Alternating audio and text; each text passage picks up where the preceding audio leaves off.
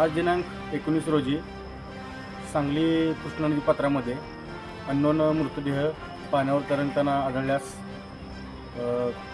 तिथल्या नागरिकांनी special rescue फोर्सला phone केला व घटनास्थळी स्पेशल रेस्क्यू फोर्स जाऊन बंधाऱ्यापर्यंत बॉडी वाहत आली।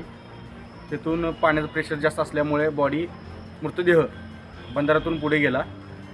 हरिपूरच्या एरियामध्ये जास्त पाणी असल्यामुळे तिथे गेला।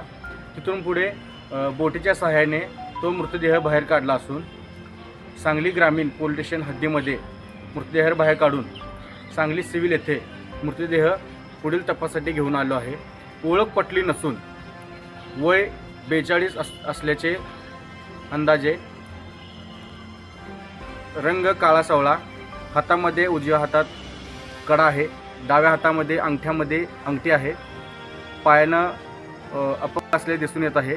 तरी कोणाच्या ओळखीचा असल्यास सांगली ग्रामीण पोलीस स्टेशनची कॉन्टॅक्ट करा।